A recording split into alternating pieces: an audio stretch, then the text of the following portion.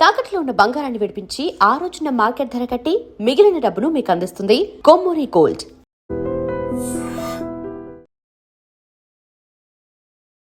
UAE అధ్యక్షుడు Sheikh Mohammed bin Zayed కేవలం గంటన్నర సేపు మాత్రమే భారతదేశంలో ఉన్నారు. అది కూడా ప్రధానమంత్రి నరేంద్ర మోదీతో రహస్యంగా మీట్ అయ్యారు. మోదీ కూడా తనకు అత్యంత సన్నిహితమైనటువంటి బ్రదర్గా ఆయన్ని అభివర్ణించారు. నమస్తే, welcome to I dream news and నిజాలు. యుఏఈ అధ్యక్షుడు షేక్ మహమ్మద్ బిన్ జాయద్ కేవలం గంటన్నర సేపు మాత్రమే భారతదేశంలో ఉన్నారు. అది కూడా ప్రధానమంత్రి నరేంద్ర మోదీతో రహస్యంగా మీట్ అయ్యారు. మోదీ కూడా తనకు అత్యంత సన్నిహితమైనటువంటి బ్రదర్గా ఆయన్ని అభివర్ణించారు. ఎందుకని 7 గంటల జర్నీలో గంటన్నర మాత్రమే మహమ్మద్ బిన్ జాయద్ భారతదేశంలో ఉన్నారు? అది కూడా చాలా సీక్రెట్గా మీటింగ్. ఏం జరిగింది, ఏం చర్చించుకున్నారు? మనతో పాటుగా ఉన్నారు సీనియర్ జర్నలిస్ట్ సురేష్ కొచ్చదిల్ గారు. సార్ నమస్తే. సో మనం ఒకవైపేమో ముస్లిం నాటో దేశాలు ఏకమవుతున్నాయని వింటున్నప్పుడు కేవలం గంటన్నర మాత్రమే మీటింగ్ ఏంటి? అది అంతా ఈ హాట్గా జరుగుతున్నటువంటి ఒక వరల్డ్ వైడ్గా జియో పాలిటిక్స్ చేంజెస్ జరుగుతున్నప్పుడు ఇది చాలా ఒక ఇంటర్నేషనల్ డిప్లొమసీలో అది కొత్తది ఒకటి. Usually presidential visit, state visit 6 నెలల ముందు, కొంచెం సంవత్సరం ముందే డిసైడ్ చేస్తారు. ఇప్పుడు ట్రంప్ వస్తున్నారన్నారు, ఒక సంవత్సరం తర్వాత ఉండొచ్చని వాళ్ళ అంబాసిడర్ చెప్తున్నారు. ఇది అట్లా కాదు. ఇది 7 గంటలు ట్రావెల్ అనమాట. 3.5 గంటలు అక్కడి నుంచి ఇక్కడికి, దుబాయ్ నుంచి ఢిల్లీకి, ఢిల్లీ నుంచి దుబాయ్కి. కానీ అక్కడ ఆన్ గ్రౌండ్ 3.5 గంటలే ఉన్నారు భారతదేశంలో. That included reception at the airport. వాళ్ళు డ్రైవ్ చేసి ప్రైమ్ మినిస్టర్ ఇంటికి వెళ్ళిన తర్వాత, యూజువలీ ప్రైమ్ మినిస్టర్ ఇంట్లో ఏ డిస్కషన్స్ జరగదు. మీరు చూసుంటారు, హైదరాబాద్ హౌస్లో జరుగుతుంది. అంటే మన అఫీషియల్ అక్కడ స్టేట్ విజిట్ అంతా హైదరాబాద్ హౌస్లో ఉంటుంది. కానీ ఎందుకో ఈసారి ప్రైమ్ మినిస్టర్ ఇంట్లోనే డిస్కషన్ పెట్టుకున్నారు. దాంట్లో కూడా ఫస్ట్ 1 అవర్ వీళ్ళిద్దరే మాట్లాడుకున్నారు. అంటే ఇంకెవరు లేరు. అంటే ఆబ్వియస్లీ ట్రాన్స్లేటర్స్ ఉంటారు, but Sheikh speaks very good English, so problem లేదు దాంట్లో. కానీ ఏం జరిగిందో మనకు తెలియదు. మనం అఫీషియల్ విజిట్ అనకుండా అఫీషియల్ మీట్ కోసం మాత్రమే వచ్చారు, అంతే అనుకోవచ్చా? ఎస్, అంతే. ఏదో జరిగింది. ఏం జరిగిందని మనకు తెలియదు. In fact I was trying to read through the ఏం చెప్తారు, డిప్లొమాటిక్ లాంగ్వేజ్ ఏంటి, డిప్లొమాటిక్ లాంగ్వేజ్లో ఏం చెప్తున్నారు అనేది చెప్పేది I was trying to understand. అర్థం కావట్లేదు. సరే, ఒప్పందం చేశారు. Defence cooperation, space cooperation, economic cooperation, Dholera special economic zone అన్నీ ఉన్నాయి. 16-17 లెటర్ ఆఫ్ ఇంటెంట్ సైన్ చేశారు. That to language is different, not memorandum of understanding, letter of intent, which is 1 step above memorandum of understanding and 1 step below actual agreement signing.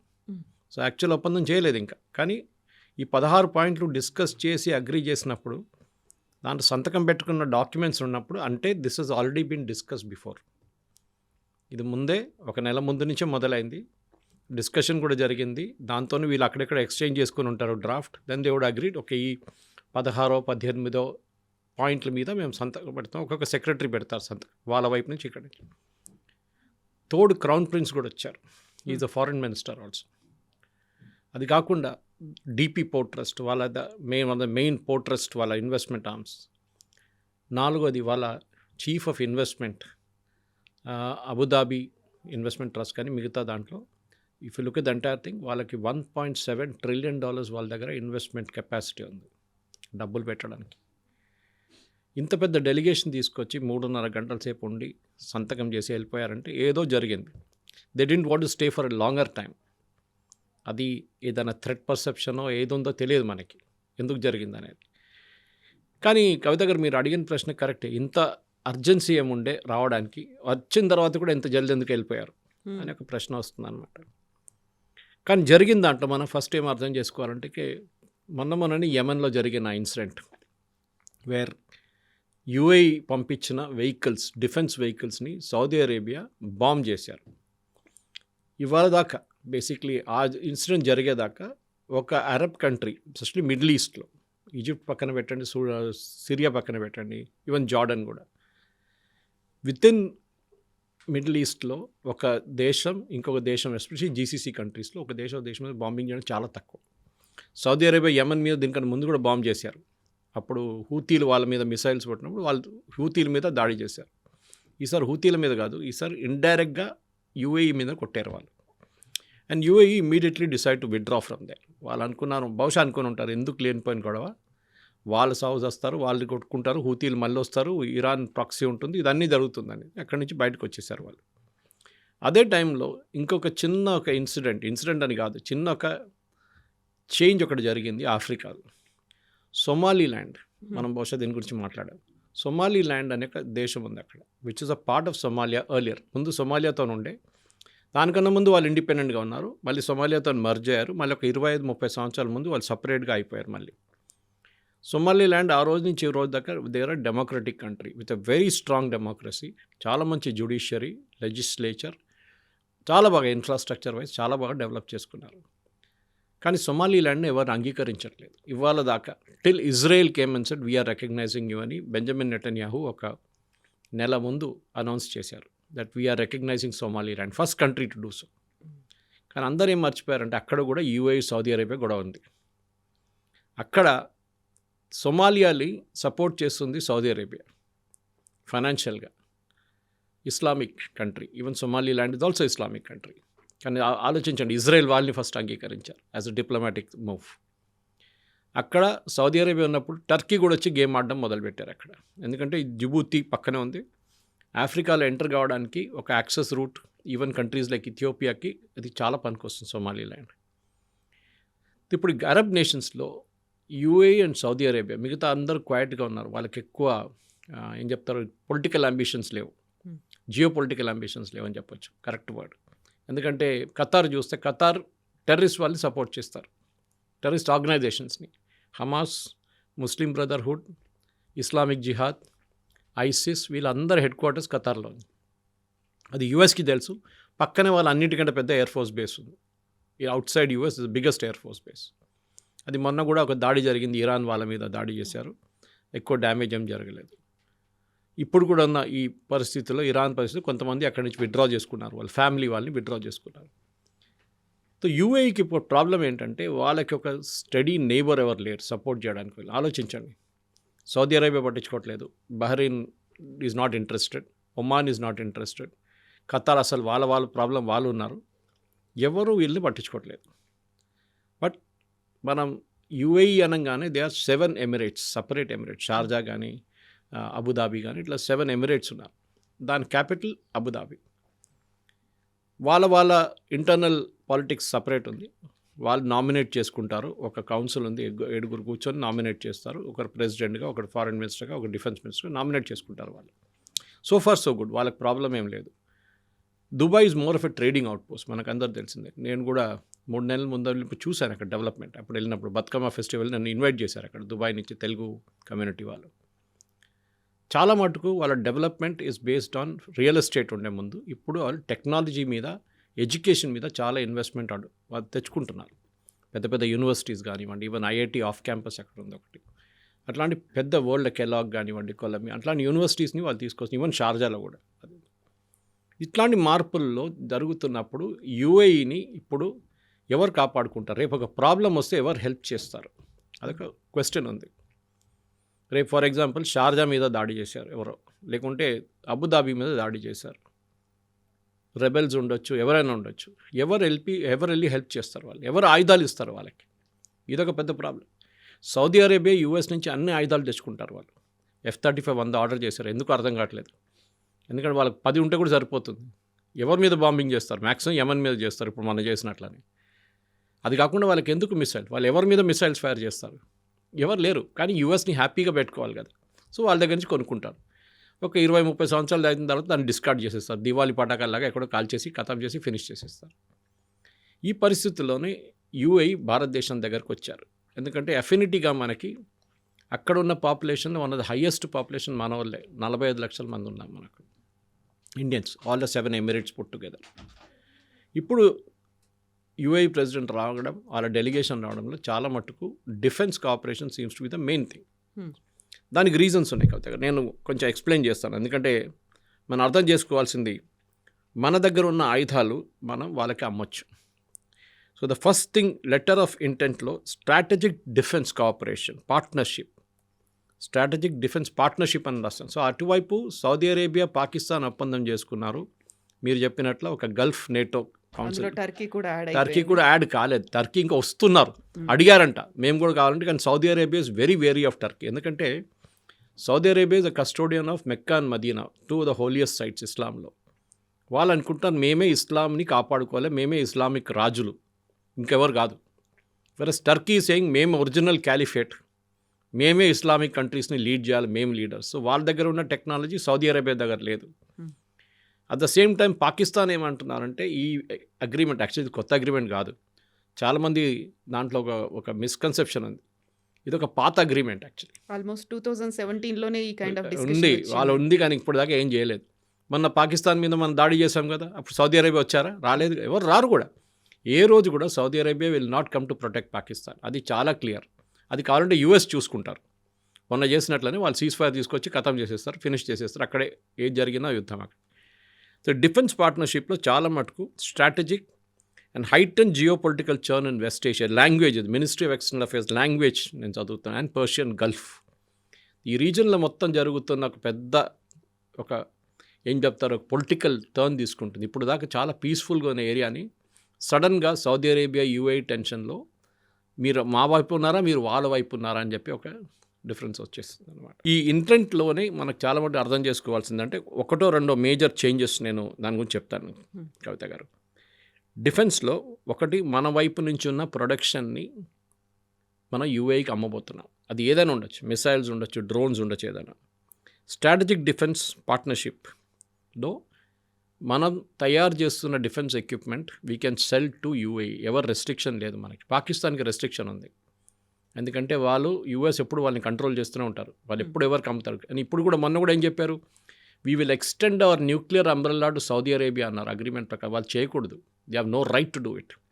International లాలో అది allowed కాదు. మీ nuclear weapon ఏదో super మార్కెట్లో వెళ్ళి అమ్మడానికి పెట్టుకోలేదు మీరు, so you cannot do it.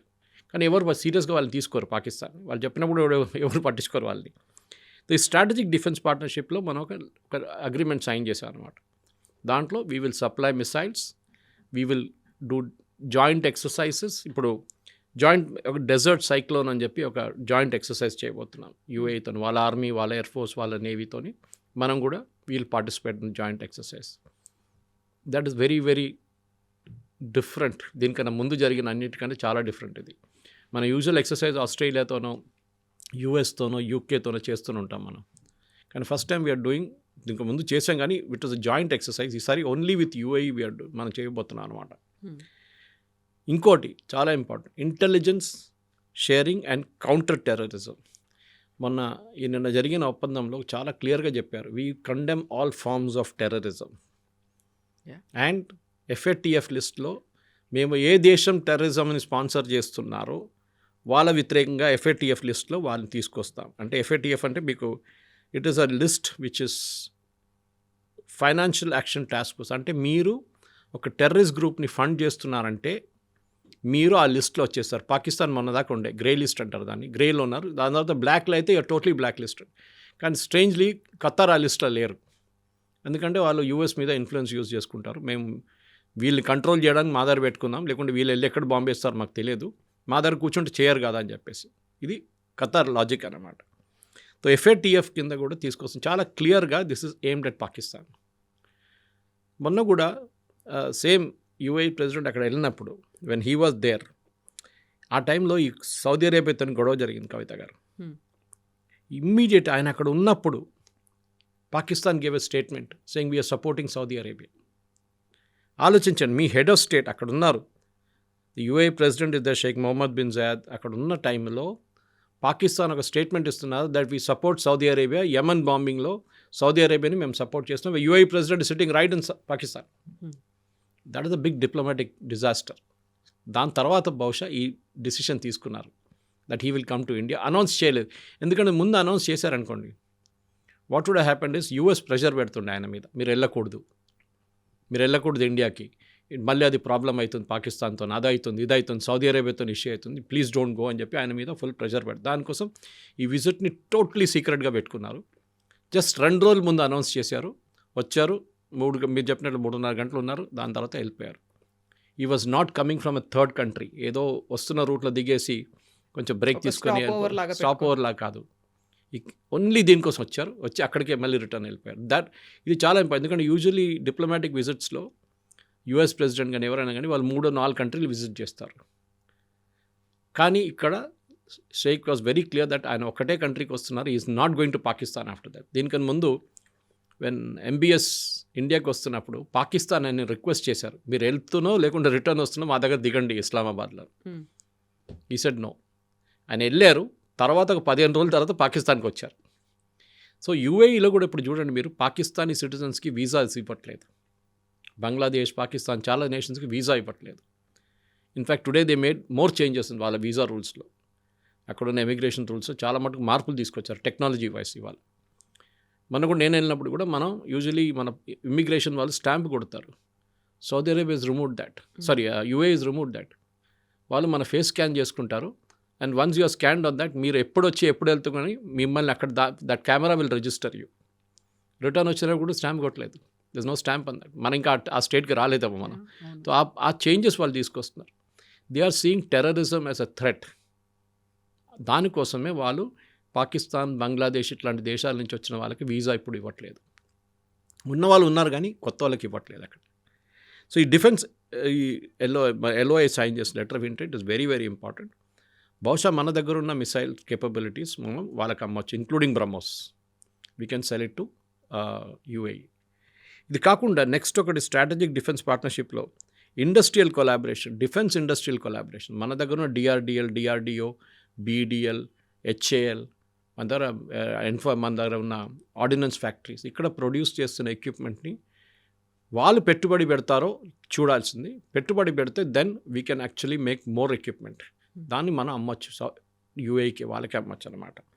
ఇది చాలా ఇంపార్టెంట్. ఎందుకంటే సౌదీ అరేబియా, పాకిస్తాన్ డీల్లో కూడా ఈ మాట అన్నారు వాళ్ళు, దాన్ని మేము జాయింట్గా ప్రొడ్యూస్ చేస్తామని చెప్పి. పాకిస్తాన్ స్టేట్మెంట్ ఇచ్చేసి సౌదీ అరేబియా చేయలేదు, పాకిస్తాన్ మేడ్ ద స్టేట్మెంట్. ఎందుకంటే టర్కీ, మీరు అటు చెప్పారు చూడు, టర్కీ రోల్ వస్తుంది. టర్కీ డ్రోన్ టెక్నాలజీలో దే ఆర్ ఎక్స్పర్ట్స్, షిప్ బిల్డింగ్లో దే ఆర్ ఎక్స్పర్ట్స్. చాలా సంవత్సరాల నుంచి వాళ్ళు అది చేసుకొని వస్తున్నారు వాళ్ళు. పాకిస్తాన్కి ఇది 2 లేవు, పాకిస్తాన్కి అమ్ముతారు. ఇప్పుడు చూడండి, పాకిస్తాన్ ఏమంటారు, మేము J-17 అమ్ముతున్నాం, J-15 అమ్ముతున్నాం. మీరు తయారు చేయకపోతే మీరు ఎట్లా అమ్ముతున్నారు? వాళ్ళు ఏం చేస్తున్నారు, చైనా దగ్గర తీసుకొచ్చి they are selling it to third country, Philippines కానీ వాళ్ళకి, ఇండోనేషియా లాంటి కంట్రీస్కి ప్రపోజ్ చేస్తున్నారు. ఎందుకంటే డైరెక్ట్ సేల్స్ అలౌడ్ కాదు చైనా నుంచి, సో ఇండైరెక్ట్గా తీసుకొస్తున్నారు అన్నమాట. ఇది ఉన్నప్పుడు నెక్స్ట్ వన్ ఇంకోటి, ఈ ధులేరా అని చెప్పి గుజరాత్లో they are setting up a particular strategic alliance అన్నమాట, ఇన్ఫ్రాస్ట్రక్చర్ ప్రాజెక్ట్స్ కోసం. అక్కడ అన్ని మీరు, Emirates is the biggest, one of the biggest airlines in the world ఇప్పుడు. కానీ మెయింటెనెన్స్ ఫెసిలిటీ వాళ్ళ దగ్గర దుబాయ్లో ఉంది ఆల్రెడీ. దే కూడా హ్యూజ్ MRO ఫెసిలిటీ. కొత్తది ఏం ప్లాన్ చేస్తున్నారంటే, now they want to set it up in India also. ఇక్కడ ఒక పైలట్ ట్రైనింగ్ ఫెసిలిటీ కానీ, ఇక్కడ ఒక MRO facility, that is maintenance, repair and overhaul of aircraft, అది భారతదేశంలో కూడా చేయొచ్చు అని చెప్పి ప్రపోజ్ చేస్తున్నారు. అదే కాకుండా ఎనర్జీ, ఇప్పుడు ఈ అగ్రిమెంట్, ఈ ఒప్పందం ప్రకారం 0.5 మిలియన్ మెట్రిక్ టన్స్ LNG మనం వాళ్ళ దగ్గర నుంచి ఇంపోర్ట్ చేయబోతుంది. They don't have much of oil, వాళ్ళ దగ్గర LNG ఉంది. అండ్ దట్ టు దుబాయ్లో ఆయిల్ లేదు, but other Emirates have gas. మనం ఇప్పుడు కూడా అన్నిటికంటే పెద్ద ఎక్స్పోర్ట్ వీఆర్ ఫ్రమ్ ఖతర్ నుంచి. Qatar is a biggest producer of it. So ఇప్పుడు మన దగ్గర ఇప్పుడున్న సేల్, మన వరల్డ్లో నంబర్ 3 పొజిషన్లో ఉన్నారు UAE మనతో ట్రేడ్లో. Number 1 is US, number 2 is China, number 3 is UAE. $100 billion trade ఉంది మనకి UAEకి. దాన్ని Modi garu and sheikh have agreed that we will take it to 200 million in 6 years. 6 సంవత్సరాల్లో దాన్ని డబుల్ చేయబోతున్నామని చెప్పి. బికాజ్ దుబాయ్ ఎట్లా అంటే కన్జంప్షన్ కన్నా ఎక్కువ వాళ్ళు ట్రేడింగ్ పోస్ట్, వాళ్ళ దగ్గర వస్తుంది, ఇక్కడికి వెళ్ళిపోతుంది అది అని. Even gold is like that. South Africa ఎక్కడి నుంచో బంగారం వస్తుంది, అక్కడి నుంచి మన దేశానికి వస్తుంది UAE నుంచి. ఇట్లాంటి ఒక పెద్ద ట్రేడింగ్ పోస్ట్ని మనం కూడా వాడుకుంటే బాగుంటుంది రేపు. సో వాళ్ళ దగ్గర చాలా అట్లాంటి SEZs ఉన్నాయి, మిగతా ఉన్నాయి. సో వీ షుడ్ నౌ, ఎందుకంటే దీంట్లో అగ్రికల్చర్ కూడా ఒకటి పెట్టారు, వెరీ ఇంట్రెస్టింగ్లీ అన్నమాట. So anyway we'll still a technology wise. So దీంట్లో ఇన్నోవేషన్ అండ్ టెక్నాలజీస్, మన సూపర్ కంప్యూటర్ డెవలప్మెంట్ గురించి మాట్లాడుతున్నాం. డబ్బులు చాలా కావాలి దానికి. They are ready to put, ఎందుకంటే వాళ్ళకి మళ్ళీ మనం ఇది వాళ్ళకి అమ్మొచ్చు రిటర్న్గా, or we can even donate it free tomorrow, because వాళ్ళు పెట్టిన పెట్టుబడి దాంట్లో ఉందన్నమాట. అది కాకుండా ఈ కోఆపరేషన్ డేటా సెంటర్ ఇన్ఫ్రాస్ట్రక్చర్ మన దగ్గర చాలా మంది చంద్రబాబు నాయుడు గారు చూస్తుంటారు మీరు విశాఖపట్నం వైపు గూగుల్ లాంటివి డేటా సెంటర్ సెటప్ చేయాలి భారతదేశంలో అని చెప్పి దే ప్రపోజింగ్ ఇట్. సో వాళ్ళ వైపు కాకుండా అక్కడ కూడా ఉంటుంది, ఇక్కడ కూడా ఉంటుంది అనమాట. C-DAC India and UAE based G42 will work towards setting up super computer cluster in India. భారతదేశంలో ఒక సూపర్ కంప్యూటర్ క్లస్టర్ సెటప్ చేస్తున్నారని వాళ్ళకు ఒప్పందం చేసుకుని లెటర్ ఆఫ్ ఇంటెంట్. ఇదంతా తర్వాత ట్రాన్స్లేట్ అవుతుంది ఇంటూ యాక్చువల్ యాక్షన్. ఎందుకంటే ఒక్క పేజ్ సైన్ చేసిన లెటర్ ఆఫ్ ఇంటెంట్ని యాక్చువల్ అగ్రిమెంట్కి వచ్చినప్పుడు 300-500 పేజీల అగ్రిమెంట్ ఉంటుంది, సాలిడ్ లీగల్ అగ్రిమెంట్ ఉంటుంది అనమాట. అది కాకుండా ఫాస్ట్ ట్రాక్ ఎంఎస్ఎంఈ గురించి కూడా మాట్లాడారు వాళ్ళు. ఎంఎస్ఎంఈలో we have to increase the number of MSME units. దానికి కావాల్సిన భారత్ ఆఫ్రికా సేతు ఇంకొక project, expanding market access in west Asia and Eurasia. Africa కూడా ఉంది, గుర్తుపెట్టుకోండి. Somaliland comes there, very very important. Israeli protection, UAE. In fact ఈ గాజా కాన్ఫ్లిక్ట్ మొదలయ్యే ముందు the only country to recognise Israel was UAE. వాళ్ళు Abraham accord అని ఒక accord ఉంది, యూఎస్ ప్రపోజ్ చేసి ఇజ్రాయెల్ అప్రూవ్ చేసింది. దాంట్లో ఇజ్రాయెల్ని అంగీకరించాలి మీరు ఫస్ట్. అండ్ అరబ్ నేషన్స్ వాళ్ళు రెడీగా లేరు అనమాట ఆ టైంలో. సౌదీ అరేబియా ఆల్మోస్ట్ వచ్చినప్పుడే గాజా ప్రాబ్లం మొదలైంది. కావాలని చేశారు ఇరాన్ అది, లేకుంటే సౌదీ అరేబియా కూడా సంతకం పెడుతుండే దాని మీద. యూఏఈ వాళ్ళ దగ్గరే ఫస్ట్ ఇజ్రాయలీ ఎయిర్లైన్ ఎల్ఆల్ వచ్చి ల్యాండ్ చేసినప్పుడు that was before the Gaza conflict అనమాట. సో యూఏఈ ఇజ్రాయెల్ ఇప్పుడు చాలా క్లోజ్ ఉన్నారు. And that is also a dangerous sign. Saudi Arabia, Iran అయితే ఇప్పుడు పక్కన పెట్టేశారు. ఖతార్కి చాలా డేంజరస్ ఇది. Qatar is in the cross hairs అనమాట. ఎందుకంటే ఇప్పుడు వాళ్ళు ఏం చేయట్లేదు, అందరు కామ్గా కూర్చున్నారు. మీరు చూడండి, లాస్ట్ గాజాలో గొడవ లేదు, ఏం లేదు. ప్రెసిడెంట్ ట్రంప్ ఏమో ఒక కంపెనీ సెటప్ చేయబోతున్నారు. మనం కూడా పిలిచారు, అక్కడ ప్రైవేట్ లిమిటెడ్ కంపెనీ కూడా పెట్టబోతున్నారు. బోర్డ్ ఆఫ్ పీస్ అని చెప్పి ఈజ్ ఇన్వైటెడ్. భారతదేశాన్ని కూడా, పాకిస్తాన్ కూడా ఇన్వైట్ చేశారు. దాంట్లో మనం $1 బిలియన్ పెట్టాలట పెట్టుబడి దాంట్లో, రీకన్స్ట్రక్షన్ ఆఫ్ గాజా దానికోసం. Anyway that's a separate subject. కానీ యూఏఈ యాజ్ అ నేషన్, కవిత గారు, is coming to time now. ఎందుకంటే ఇప్పుడు దాకా వాళ్ళు చాలా జూనియర్ పార్ట్నర్గా వరల్డ్ పాలిటిక్స్లో మాకు పనేం లేదు అని చెప్పి ఉన్న UAE now they have changed అనమాట. ఇది కాకుండా నేను చెప్పాను చూడండి, ఈ ధోలేరా రీజన్ తర్వాత పోర్ట్స్, దాంట్లో డీపీ పోర్ట్స్ని తీసుకొచ్చారు, which is one of the biggest port companies in the world, which is Dubai port. వాళ్ళు ఆల్రెడీ సింగపూర్లో, క్లాంగ్ మలేషియాలో చాలా ప్లేస్, ఈవెన్ కొలంబోలో వాళ్ళ పోర్ట్స్ ఉన్నాయి. భారతదేశంలో ఒరిజినల్లీ మన కొచ్చిన్ దగ్గర ఉన్న పోర్ట్ ఒకటి ఉండే, అక్కడ కూడా వాళ్ళు పెట్టుబడి ఉండే. కానీ ఇప్పుడు అది ఉందో లేదో నాకు ఎగ్జాక్ట్లీ గుర్తులేదు. And they have invested in India also one time. దాని తర్వాత విഴിഞ്ഞం వచ్చింది ట్రివాండ్రం దగ్గర. ఇది కాకుండా sovereign wealth funds participation. Saudi Arabia దగ్గర డబ్బులు మస్తున్నాయి, యూఏఈ దగ్గర డబ్బులు మస్తున్నాయి, ఖతార్ దగ్గర ఉంది. So UAE wants to invest it somewhere. ఎందుకంటే ఈ ఆయిల్ ఎప్పుడు ఉండదు, 30, 40, 50 సంవత్సరాల తర్వాత అది ఆయిల్ విల్ గెట్ ఓవర్. అప్పుడు ఏం చేస్తారు? వెనిజువేలా దగ్గర ఆయిల్ ఉంటుంది, వాళ్ళు ఇంకా ఒక 50, 60, 70, ఈవెన్ 100 సంవత్సరాలు నడిపించుకోవచ్చు వాళ్ళు. కానీ వీళ్ళ ఆయిల్ అయిపోతుంది. దానికోసం చూడండి, సౌదీ అరేబియా ఇన్వెస్ట్మెంట్ చేస్తున్నారు. They are moved away from oil to technology. ఇప్పుడు టెక్నాలజీ కంపెనీస్ని పిలుస్తున్నాం, మా దగ్గర రండి, మేము పెట్టుబడి పెడతాం, మీరు టెక్నాలజీ తీసుకురండి, మీ మ్యాన్ పవర్ తీసుకురండి, మేము మొత్తం డెమోక్రటైజ్ చేసేసాం, ఉమెన్ని డ్రైవింగ్ అలౌ చేస్తున్నాం, మేము లిక్కర్ చేస్తున్నాం, మేము మాకు ప్రాబ్లమే లేదు, మీరు రండి సౌదీ అరేబియాకి అని పిలుస్తున్నాం. Same thing with UAE also. వాళ్ళు కూడా పెట్టుబడి కావాలని చెప్పి పిలుస్తున్నారు అనమాట. ఇది కాకుండా స్పేస్ కోఆపరేషన్ అండ్ ఇన్ఫ్రాస్ట్రక్చర్, మన శ్రీహరికోట లాగానే సౌదీ అరేబియా, సో యూఏఈలో ఎక్కడో ఒక చోట్ల డిసైడ్ చేయలేదు, లెటర్ ఆఫ్ ఇంటెంట్లో క్లియర్గా ఉండదు, కానీ తర్వాత అగ్రిమెంట్లో క్లారిటీ వచ్చేస్తుంది.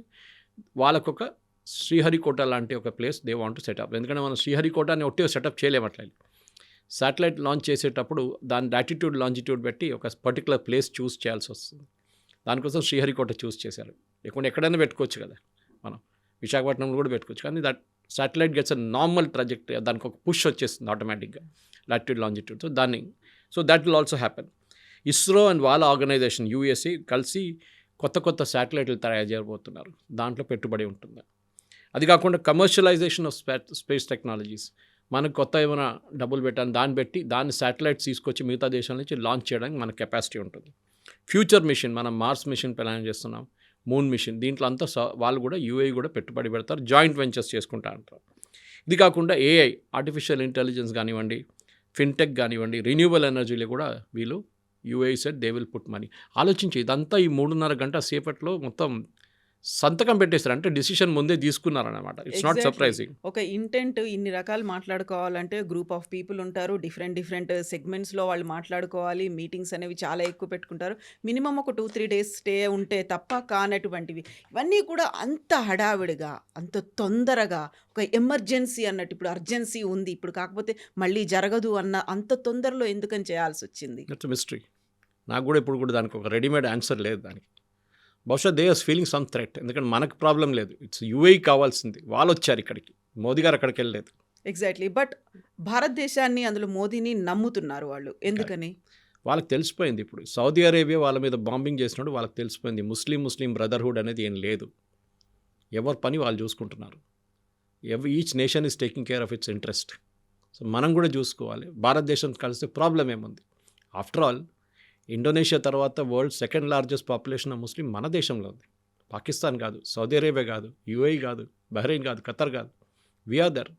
సో మనతో ఎందుకు పార్ట్నర్షిప్ చేయకూడదు? ఇంకోటి చాలా ఇంపార్టెంట్ కవిత గారు, నేను మిస్ అయిపోయాను ఆ పాయింట్. డీడాలరైజేషన్ నడుస్తుంది అక్కడ. అవును. మొన్న నేను యూఏఈకి వెళ్ళినప్పుడు 3 నెలల ముందు అక్కడ జీపే యూజ్ చేశాను నేను 1-2 చోట్ల. అఫ్కోర్స్ ఎక్స్చేంజ్ రేట్ వాళ్ళు అడ్జస్ట్ చేసుకుంటారు, కానీ you can use it. Even అక్కడ జ్యువెలరీ షాప్లో గోల్డ్ సూక్లో వెళ్ళినప్పుడు కూడా వాళ్ళు చెప్పారు you can use GPay if you want అని. ఫోన్పే ఏదైనా వాడచ్చు అక్కడ, బికాజ్ యూపీఐ పనిచేస్తుంది. మనం సింగపూర్లో కూడా ఎక్స్టెండ్ చేసాం దాన్ని, మాల్డీవ్స్లో నడుస్తుంది. Lot of countries we're selling that. దీంతో ఏమవుతుందంటే చిన్న రెవల్యూషన్ నడుస్తుంది.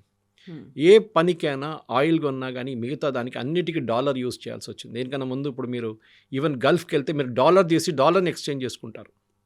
ఇప్పుడు అది లేదు.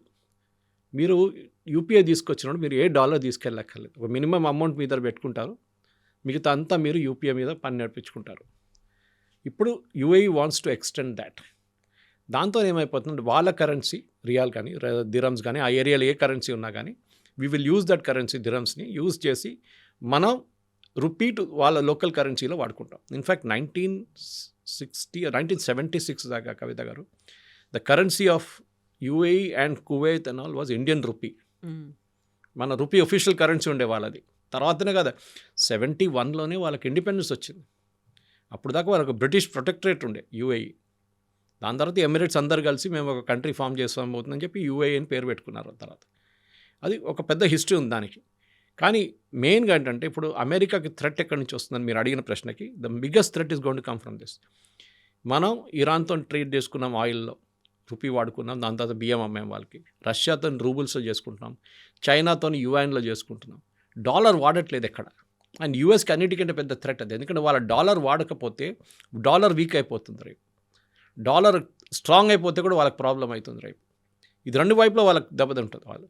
సో దానికని చేసిన వాళ్ళు మన బ్రిక్స్లో సౌత్ ఆఫ్రికన్ ప్రెసిడెంట్ ప్రపోజ్ చేశారు, మేము కరెన్సీ స్టార్ట్ చేయబోతున్నాం అని చెప్పి. లైక్ యూరోపియన్ యూనియన్ యూరో పెట్టినట్ల మేము కూడా ఇమ్మీడియట్లీ ట్రంప్ రియాక్టెడ్. అది పెట్టావా నేను మిమ్మల్ని ఖతం చేసి పడేస్తాను, మిమ్మల్ని అందరినీ ఫినిష్ చేసేస్తాను. ఎవరో బ్రిక్స్లో ఉన్నారు అందరు, నేను పేరు చెప్పలేదు, భారతదేశం చెప్పలేదు, కానీ he was addressing the South African president because he was holding the chairmanship of BRICS ఆ టైంలో. అది ఆలోచించారు. ఈ డాలర్ని మీరు తీసేస్తే ఆయిల్ ట్రేడ్లో ఆల్రెడీ చాలా దేశాలు వాళ్ళు మాట్లాడుకుని అమ్ముకుంటున్నారు. మనం రూపీస్ ఇస్తున్నాం, వాళ్ళు దిరమ్స్ ఇస్తున్నాం, ఏదైనా పేమెంట్ నడుస్తుంది.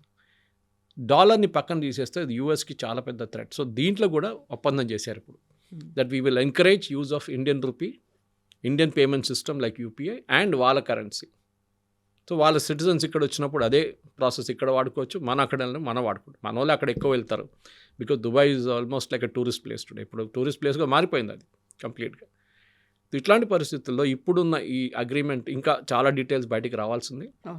కానీ ఐ థింక్ వెస్ట్ ఏషియాలో ఒక కొత్త మలుపు తిరిగింది డెఫినెట్గా, దాంట్లో డౌట్ లేదు. It is not going to be the same West Asia before. Sheikh Zayed అక్కడి నుంచి ఇక్కడ రావడం, అల్ నహాన్ రావడమే ఇట్స్ అ బిగ్ న్యూస్. అది కూడా ఇంత సీక్రెటివ్గా వచ్చి 3.5 గంటలు ఉండి రిటర్న్ వెళ్ళిపోయారు. 16 నుంచి 18 సంతకాలు చేశారు వాళ్ళ డెలిగేషన్స్. మోదీ గారితో ఏం మాట్లాడారు గంట సేపు ఇండివిజువల్గా 1-to-1. అది కూడా ఇట్స్ అ మిస్టరీ. ఏదో ఉంది. అది మిగతా వాళ్ళని ఎవరినైనా ఫ్రెండ్ అనేవాడు, బట్ ఈయన్ని మాత్రం బ్రదర్ అన్నారు. That is the main thing. అది ఈవెన్ షబాజ్ షరీఫ్ కూడా అన్నారు దట్ ఇవాళ పాకిస్తానీ టెలివిజన్ ఛానల్స్ అదే పెద్ద ఏం దాంట్లో కొత్తది ఏముంది, మా షబాజ్ షరీఫ్ గారు కూడా బ్రదర్ అన్నారు. అంటే పాకిస్తాన్ అడుక్కొని తింటున్న నేషన్, వాళ్ళ దగ్గర డబ్బులు లేవు, ఏం లేవు. ఓకే, ఇప్పుడు కూడా డవోస్కి వెళ్ళారు షబాజ్ షరీఫ్. ఎందుకు? ఐఎంఎఫ్ దగ్గర వెళ్ళి డబ్బులు ఇవ్వండి అని అడగడానికి. మనం ఆ పరిస్థితి మన దగ్గర $640 billion ఉంది ఫారిన్ ఎక్స్చేంజ్, మన హ్యూజ్ రిజర్వ్స్. సో మనకు పొజిషన్ ఆఫ్ స్ట్రెంగ్త్ నుంచి మాట్లాడుతున్నాం మనం. దానికోసం ఆ స్ట్రెంగ్త్ నుంచి ఉన్నప్పుడు నా అంచనా ప్రకారం, నా అనాలిసిస్ ప్రకారం I think defence is going to be the main thing Kavitha. ఎందుకంటే యుఏఈ దగ్గర ఆ కెపాసిటీ లేదు. వాళ్ళు కొనాల్సిందంటే ఆయుధాలన్నీ అమెరికా దగ్గర నుంచి కొనాల్సింది, which will be 4 times the rate, Indian rate. మనం వాళ్ళు అమ్ముతున్న దానికి 25% మనం అమ్మచ్చు ఆ రేట్కి. And that is what UAE is going to do. చాలా మటుకు ఎయిర్క్రాఫ్ట్ బహుశా కొనరు, కానీ వాళ్ళకి అక్కర్లేదు కూడా ఎయిర్క్రాఫ్ట్. కానీ మిగతా దానికి మిసైల్స్ కానీ ఆ టెక్నాలజీ కానీ, ఇప్పుడు వాళ్ళు సౌదీ అరేబియా వాళ్ళ మీద బాంబింగ్ చేసినప్పుడు వాళ్ళు డిఫెండ్ చేయలేకపోయారు వాళ్ళు, because they didn't have the technology. అప్పుడు తెలిసింది వాళ్ళకి that we need to have the technology. భారతదేశం ఎట్లా పాకిస్తాన్ ఎట్లా కొట్టారో సింధూర్లో, మనం కూడా అట్లా చేయవచ్చా, అట్లా ఆయుధాలు తయారు చేసుకోవచ్చా. ఆకాష్ కానీ మనం రష్యా దగ్గర నుంచి తీసుకున్న S-400 మనం ఇప్పుడు దాన్ని తయారు చేయబోతున్నాం. ఆల్రెడీ తయారు చేస్తున్నాం బ్రహ్మోస్ మన దగ్గర. అట్లా చాలా మటుకు మిసైల్స్ ఉన్నాయి, ఆకాష్, నాగ్, పృథ్వీ అన్నీ ఉన్నాయి మన దగ్గర. They also want to have that. And మనకేం ప్రాబ్లం ఉంది, మనం వాళ్ళకి అమ్మొచ్చు. మన డిఫెన్స్ యూనిట్స్ ఫుల్ 3 షిఫ్ట్లు నడుస్తుంది మనది. అట్లా చేస్తే ఇప్పుడున్న సింగిల్ షిఫ్ట్ 3 షిఫ్ట్లకు కన్వర్ట్ అయిపోతుంది. And I think we should do it. This no harm.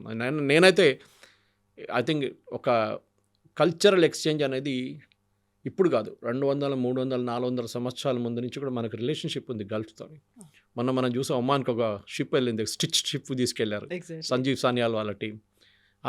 అప్పటి నుంచి ఉంది మనకు వాళ్ళతో నా క్లోజ్నెస్ మనకు ఉంది. మన ముఘల్ కింగ్డమ్స్లో లాంగ్వేజ్ పర్షియన్ లాంగ్వేజ్ వాడేటోళ్ళు. అక్కడ ఇప్పుడు ఇరాన్ మీద దాడి చేస్తారా, సౌదీ అరేబియా ఏం చేస్తారు, యుఏఈ ఏం చేస్తారు, అటువైపు ఖతర్ ఏం చేస్తున్నారు, ఇది మొత్తం మిడిల్ ఈస్ట్ అంతా ఒక చర్న్లో వచ్చేస్తుంది. అది దాంట్లో ఒక పెద్ద గేమ్. మనం కూడా ఇప్పుడు దిగాం ఆ గేమ్లో. చూద్దాం ఏమైంది. Thank you so much. Thank you very much. Thank you. And for more videos, Please subscribe to iDream. Please subscribe to iDream. Please subscribe iDream. And please subscribe to iDream. For more videos, subscribe to iDream. please like, share and subscribe to the channel. Congratulations, iDream. Subscribe to iDream. Subscribe to iDream. So subscribe to iDream Media. iDream ki iDream team andarki huge congratulations. Please subscribe iDream Media. Please subscribe to iDream. Subscribe iDream. Please subscribe to iDream. iDream అంటే నా కళల ఛానల్ను subscribe చేసుకున్న నోరు తిరుగుతలేదు, మీరైతే గంట గుర్తు కొట్టండి. For more such videos, please subscribe to iDream. Subscribe to iDream. Please subscribe to iDream. Please subscribe iDream Media. Please do subscribe to iDream. Please subscribe to iDream Media. For best entertainment and information, please subscribe iDream. And don't forget to subscribe to iDream.